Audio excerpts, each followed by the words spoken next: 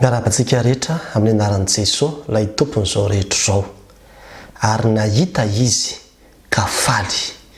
Izay indray ravana ny lohatenin'ity vidéo manaraka ity. Tenin'Andriamanitra io izay nambaran'i Jesosy Kristy voasoratra any amin'ny Jaona 4:5 tapany 2 rehefa niresaka tamin'i Jiosy izy nanambara fa i Abrahama dia nahita azy tamin'ny finoana. Ary tamin'ny teny fikasana izay nambaran'Andriamanitra dia nahitany Jesosy Kristy Abrahama ary nambarany tamin'ireo Jiosy ireo hoe ny tenako izy mbola tsy ary akory Abrahama dia efa izy, izany hoe efa teo efa hitany, efa fantany ny fisiko ary dia ravoravo i Abrahama rainareo hahitany androko ary nahita izy ka faly. Izany hoe ity fahitana ity zany sy ny fifaliana dia zavatra miaraka zany. Ary ny fahitana zany no mitondra fifaliana, raha izay no azo ilazana azy. Dia be dia be tsika no mitady an'io fifaliana io. Ary ny tenin'Andriamanitra rehefa tena jerevantsika dia mampifandray be dia be an'izany fifaliana izany ho vokatry ny fahitana. Dia ny fahitana ny Jesosy Kristy fotsiny. Satria rehefa nambara zao any amin'ny anjely tamin'ny nanambarana tamin'ny mpiandriondro ny fahaterahan'i Jesosy Kristy dia nambara mihitsy manao hoe fifaliana lehibe ho an'ny olona rehetra noho ny fahatongavan'io mpamonjy izay teraka an'io ao an-tanànan'i Davida io. Dia tahaka izany koa any amin'ny Jaona ilay tovolahy kely izay mbola tany am-boaka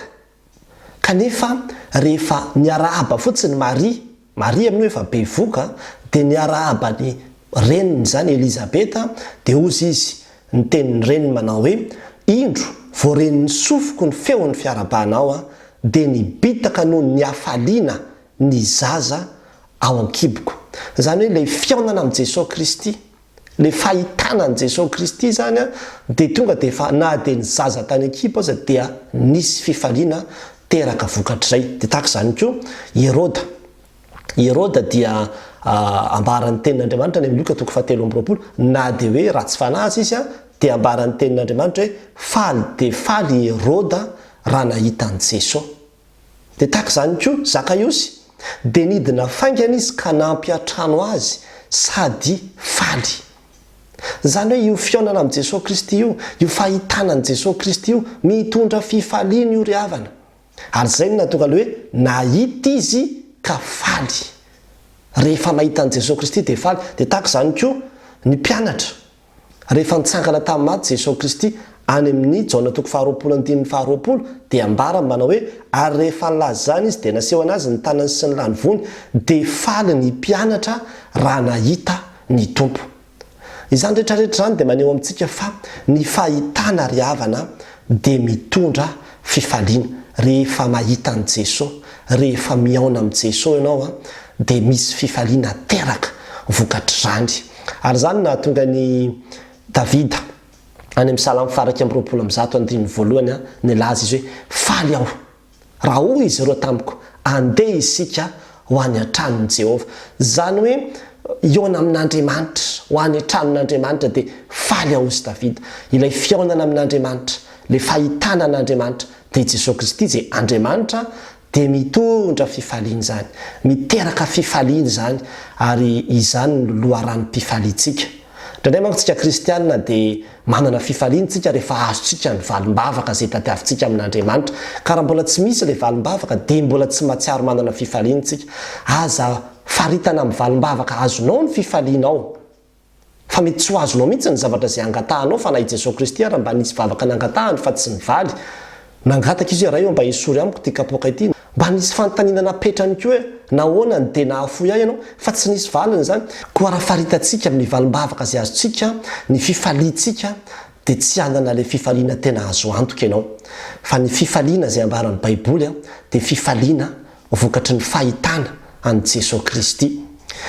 Io ry havana dia zavatra iainantsika andavanandro fa tsy zavatra vaovao akory zany fampianarana izany. Jerevony raha misy olona zao dia hoe niona tamin'ny anina asa na iza ny olo malaza mba tena hoe ankafizinao. Dia rehefa miona aminy ianao dia misy n'izay fifaliana zay mihitsy vokatra le fionana aminy dia makasary atao daholo ty rehetrarehetra ty na dia miresaka kely amin'ny ray minitra kely eo fotsiny aza nandray ny tanany kely fotsiny ny olona sasany dia lasa misy fifaliana be mihitsy satria izay mihitsy ny fahitana sy ny fionana amina olona anankiray dia mitondra fifaliana ohatra ndreny mpifankatireny ihany hoe hifankahita iaona dia misy fifaliana teraka vokatra izay fionana sy fifankahitana izay ary zay mihitsy koa ny ao amin'Andriamanitra itsika kristianina dia tena men'Andriamanitra fifaliantsika ary io fifaliana io dia vokatry ny fahitantsika amin'ny Jesosy Kristy io ry havana ny fionantsika amin'ny Jesosy Kristy no azahoantsika an'io fifaliana io toy izany hoe ahoana ary zany ny fomba iaonako amin'ny Jesosy Kristy ahoana ary zany ny fomba ahitako amin'ny Jesosy Kristy fa za tena mila fifaliana ohatra ny tsy manam-pifaliana mihitsy ny fiainako ny valiny dia voalohany amin'ny alalan'ny vavaka rehefa mivavaka ianao dia tadio fa mifampiresaka amin'ny Jesosy Kristy ianao zay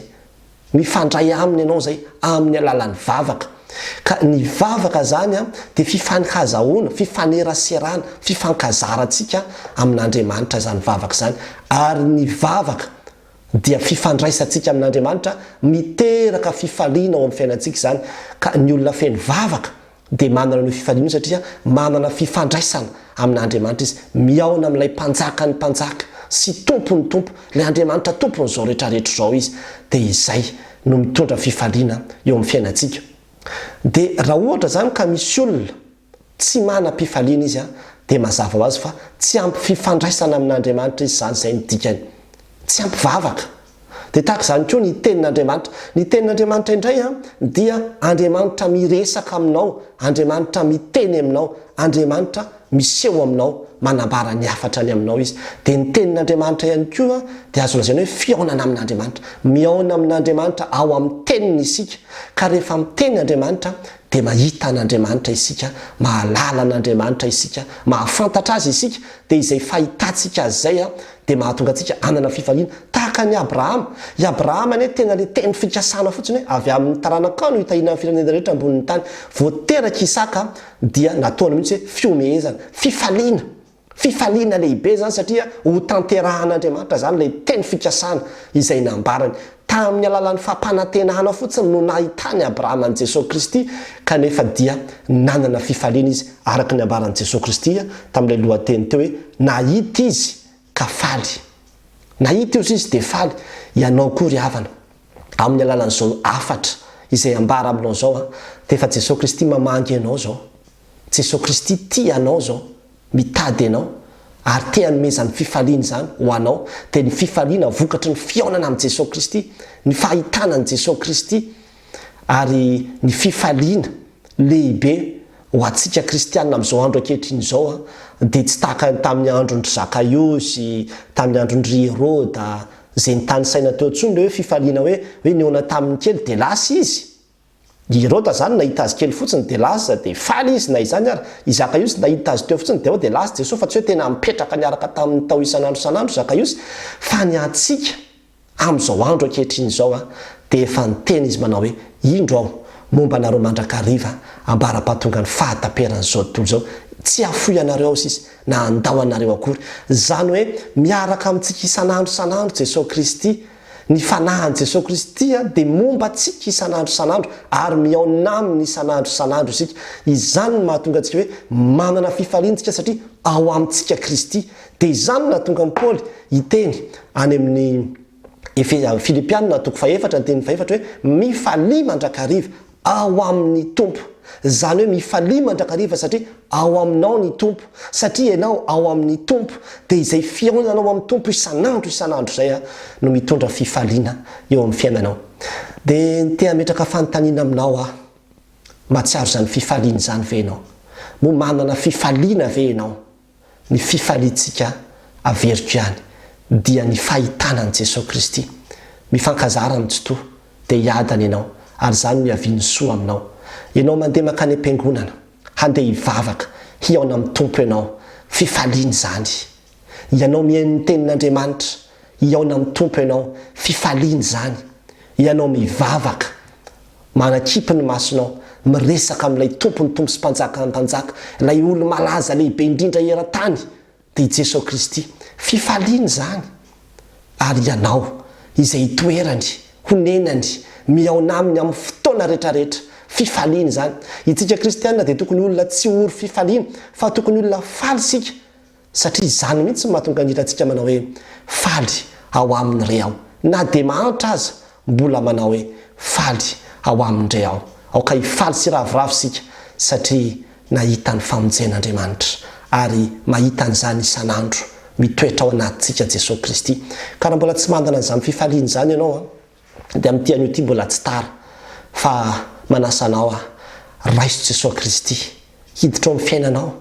dia ho hitanao ny heriny, ho hitanao ny fisiny, ho hitanao ny fahavelomany ary rehefa hitanao zany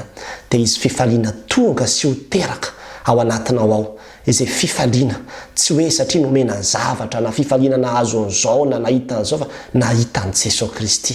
dia faly tahaka ireo olona rehetrarehetra ireo dia averika ihany ilay tenin'i Jesosy Kristy hoe dia nahita izy ka faly dia izany koa ny faniriko anao hoe dia hita an' Jesosy tokoa ane ianao ka ho faly ho an'Andriamanitra irery ihany ny voninahitra. Amen.